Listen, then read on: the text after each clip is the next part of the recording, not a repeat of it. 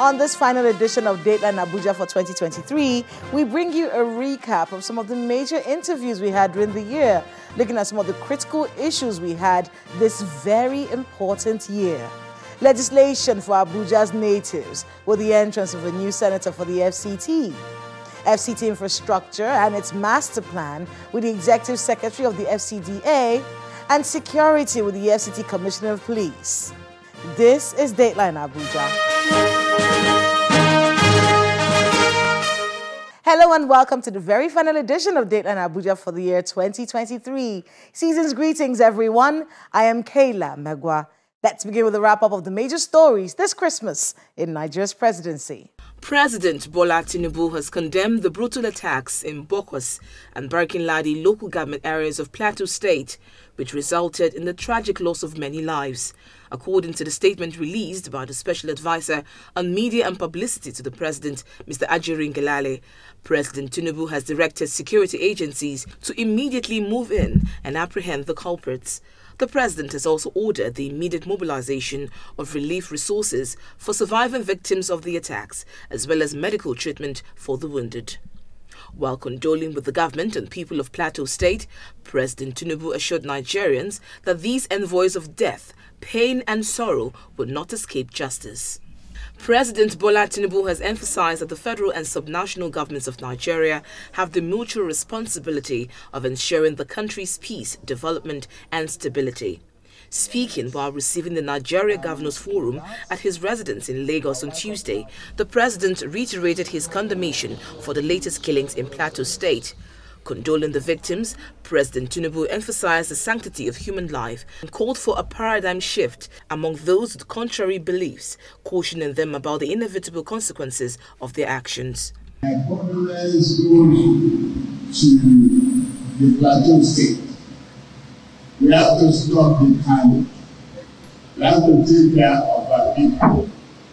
Make life more sacred and educate our people for a change of mindset in the circumstances that we have. Nigeria belongs to all of us, and we have to take care of it. Your Excellency, the Governor of Rivers, I read your statement and said thank you very much. President Bola Tinubu has assured Nigerians of his administration's determination to ease the burden of most Nigerians as the nation continues on her path of economic recovery. This was part of the president's Christmas message to Nigerians as contained in a statement signed by the Special Advisor on Media and Publicity to the President, Ajuri Ngelale. The president said, quote, "This year has been a time of transformation and relentless change in our country. And I am aware that the necessary reforms we are implementing to achieve a more prosperous and peaceful nation for all have imposed unique sacrifices.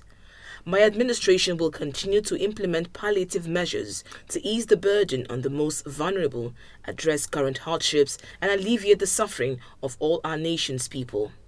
Fellow Nigerians, as we navigate this transition to stability, prosperity and renewed hope, I urge you once more to hold fast and be rest assured of my commitment to govern with vision, dedication and empathy." End of quote. The president said the season is a time which the Christians mark the birth of Jesus Christ, celebrate the hope and redemption that are the hallmarks of Christ's life. He also called for prayers for officers of the military and their families. The primate of the Anglican Church, Archbishop Henry Ndokuba, is asking political and religious leaders to imitate the self-sacrificing calls of Jesus Christ as Christians from all around the world mark the birthday of Jesus. The Archbishop, delivering his Christmas Day sermon at the Anglican Church Cathedral in Abuja, highlights the significance of leaders in all aspects of life, reflecting on the examples set by Jesus Christ.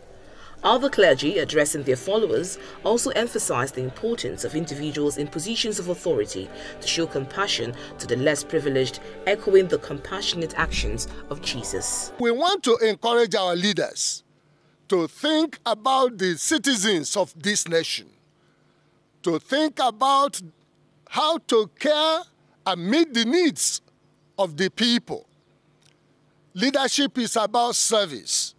And today we are celebrating the birth of the King of Kings and the Lord of Lords.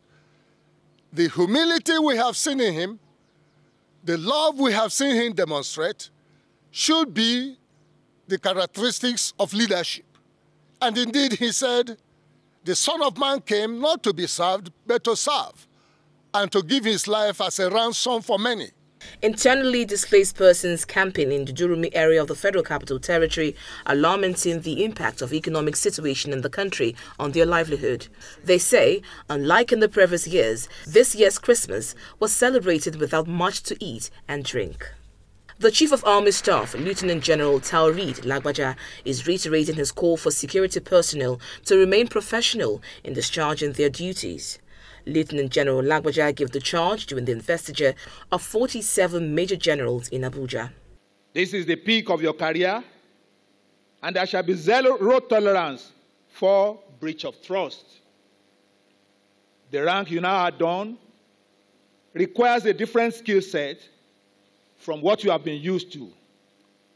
You have joined the pool for appointments as General Officer Commanding, Principal Staff Officers, Corps Commanders, and most importantly, Chief of Army Staff and Chief of Defense Staff. So, I challenge you to sit back and get to work to know the Nigerian Army, the Armed Forces of Nigeria, and the country's political, diplomatic, and economic dynamics better, so you can be logically and objective in your contribution to the system. President Bola Tinubu has tasked the National Working Committee of his party, the All Progressives Congress, to ensure that more women and youth are recruited in its e-registration and digital membership validation exercise scheduled to be completed in the first quarter of 2024. The president, who spoke while receiving members of the committee, led by the national chairman Abdullahi Ganduje in Lagos, also emphasized the importance of tolerance and accommodation of all faith, even as he celebrated Nigeria's diversity. Thank you very much for the leadership you have provided to nurture our youth. Mr. Chairman, please, as you embark upon the recruitment exercises, remember to include more women and more youths.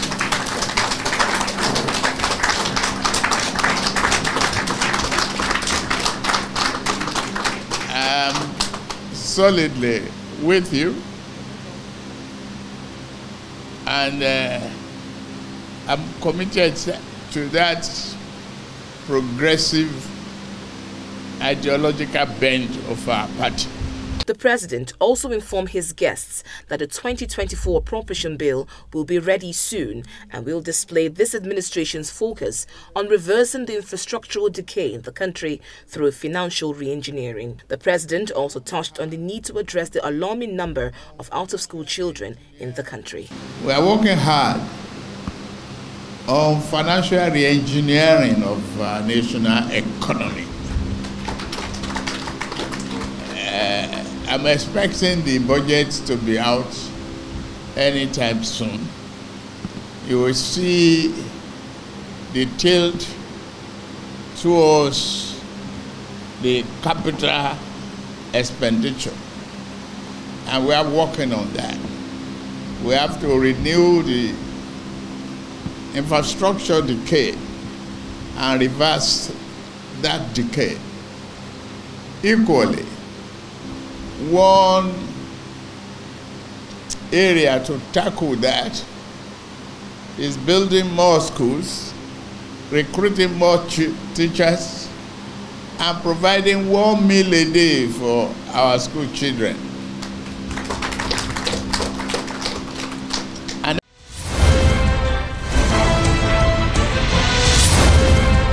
Welcome back. This Christmas, we visited Kodape village, where the residents are dealing with the poor economic situation of the country, which has impacted negatively on the year's Christmas celebration. But the Gbagi natives there were unrelenting, still making their local alcoholic brew and hoping for the best while calling for government intervention. Please watch this. Christmas celebration in Kodape village, a Gbagi-dominated town in Altaba Alefi, Nasarawa State, usually has two main highlights: the dance, which holds in front of the King's Palace, and copious consumption of their local alcoholic brew called Brukutu. By the time we arrived, the church service was over at the Aqua Church in the village. But we were just in time to see the village head, Sabo Fiunu, the Esu Kodape, leaving the church alongside his subjects.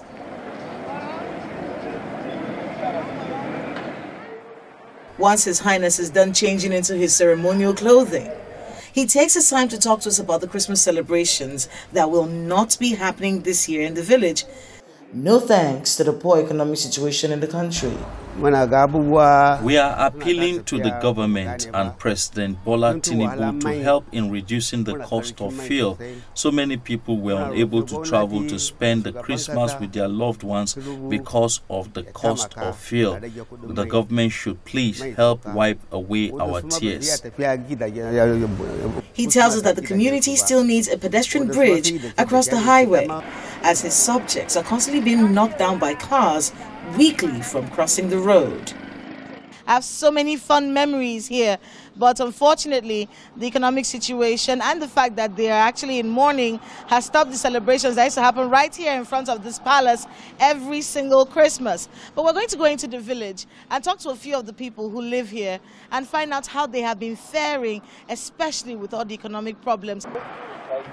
Even though we did see a few villages in their Sunday best, the mood this Christmas in Kodape is a far cry from what it used to be.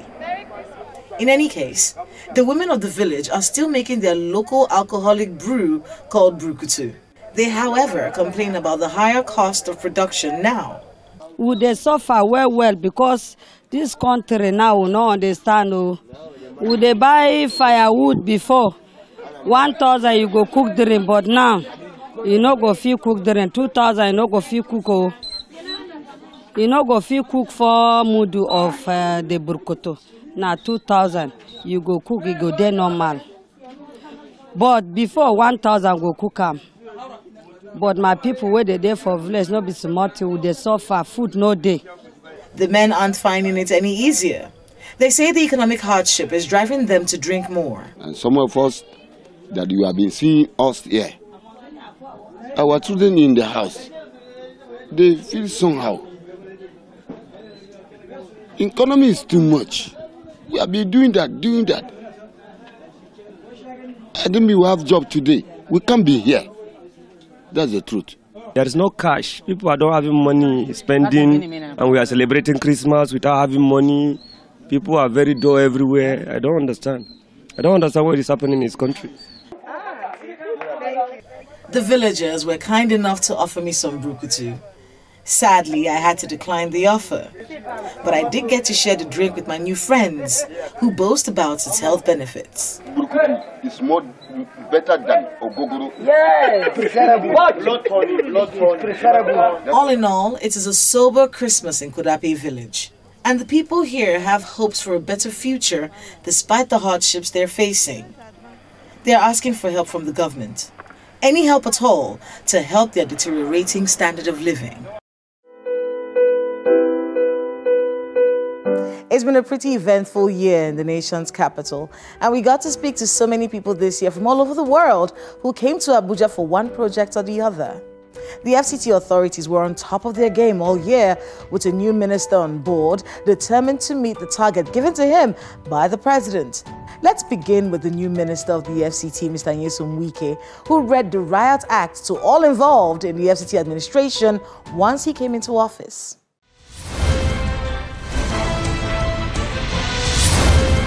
All those people who are distorting the master plan of Abuja, too bad. If you know you have built where you're not supposed to build, it will go down. Be a minister of anywhere, be an ambassador. If you know you have developed where you're not supposed to develop, Your house must go what? Down. Those who have taken over the green areas to build, sorry, our parks must come back. The green areas must come back. And all these people who are doing land marketing, I'll talk to the staff tomorrow. There are a lot of people involved. And let me tell you, that period of land marketing is what? Over. And those that government are giving CFO land, allocated land to them, they refuse to develop. And use that they are becoming land speculators. The land is gone. I'm going to revoke them. I will revoke, because I don't understand how your government will give you land to develop, then you keep the land land that you may have paid for 200,000. You're not beginning to find who will buy it for 2 billion and 3 billion. Who does that? Those of you who also refuse to pay a grand rent. Non-payment of grand rent is a breach of covenant. I mean, I can't understand a city like this. Last night, I was going around. Everywhere dark. Then what makes it a city? Look at people stealing manholes and this and that. Who are responsible? Who are the security people? So the issue of security is germane. The Federal Capital Territory also got a new senator, a woman, Madame Ireti Kingibe. She spoke to us after she assumed office and spelled out her plans for the nation's capital, especially as concerns the FCT natives. When most people say natives, they mean Baggies. But in truth, there are more tribes. There are more tribes. There are many more tribes. There are 9 tribes. You have the Koros, you have Gede, you have Koro, you have Kotoibira, you have Fulani, you have Hausa. All of them are natives. Do you understand? So they all want the same thing that everybody else wants. They want light, they want water, they want better schools, they want better hospitals. So the issues that the natives have are not unique to them because they're natives. They're Nigerian problems. Everybody has the same problems. One of the things they spoke about is preserving some of their culture. So they suggested a tourist village that depicted their culture. And I thought, brilliant idea. If I get elected, I will get back to you and you can work on that project with me and tell me, how do you want it? Where do you want it located? How many, in this village, how many cultures do you think should be represented here? It is my dream to see Abuja spread out, meaning why put all the ministries choked up in the middle? Why don't you send some ministries to Abaji, some to Kuje, some to Kwali, some to Gwagwalada, Buari, all over? But if you do that, then the people who were already there need to be protected. The master plan has to evolve, taking into consideration what the reality is now, not what we would have wanted it to be. This is what we have on the ground, so how do we move forward improving it? Security in the FCT was a major issue this year. Kidnappings, robberies, one-chance operations, random murders. It was quite worrisome. And we had a chat with the FCT Commissioner of Police on what the issues are and what could be done to keep the FCT residents safe. We have had a series of meetings with the Honorable Mr. Inshan Wike, CON, when he took over the mantle of leadership as the Minister of FCT. And they have also told us his mission and vision and, the huge number of, shanties that we have, uncompleted building that we have, that, hide most of these criminals.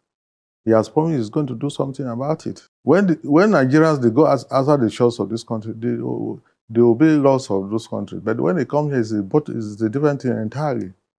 Impunity is what is in the United Nations standard. 2 policemen to maybe about 200. But can we achieve that in this country? 2 policemen to 200? To 200, the UN standard. Can we achieve that? What are we doing here? What's our ratio here? The ratio, you should know, because you are also part of this society. You should know the strength is very minimal, in fact, compared to the population of this country. And finally, infrastructure development and adherence to the Abuja master plan were in full focus this year among the FCT authorities. Several demolitions of popular structures were experienced all year. UTC, Timber Shed. All the demolitions, according to the FCT administration, were in adherence with the law. These structures were on floodplains, they said, in contravention of the FCT master plan. Well, one area had the entire nation's capital up in arms, the Trademore Estate in Lugbe. And at the time, the Executive Secretary of the Federal Capital Development Authority had a chat with us on what the issues are. Let's go back. Yes.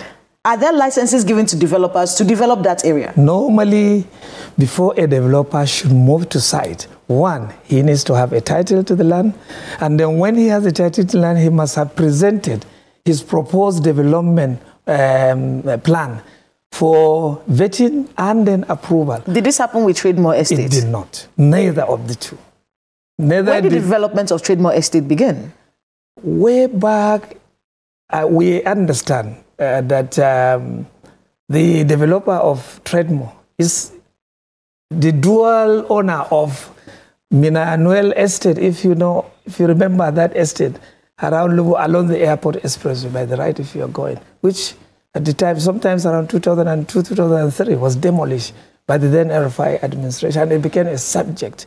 These are the kind of property development which have not been licensed, that is titled. If you speak to someone from the FCT authorities, you always come up with something that really shocks us. Are you saying that every house that is in Trademore Estate right now is an illegal structure? It's an illegal structure. Every house? Read my lips, illegal.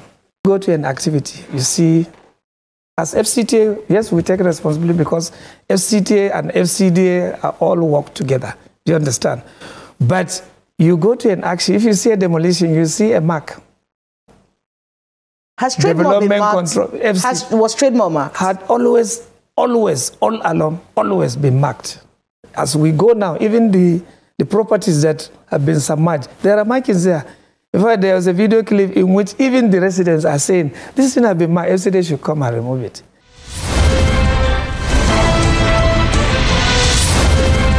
Before we wrap up Dateline Abuja for the year 2023, we would like to thank you all for watching. Your support and viewership kept us going, and we can't wait to have a great 2024 with you all. So from the entire Dateline Abuja team, stay safe this Yuletide and have a fantastic new year ahead. I am Kayla Megwa. See you next time.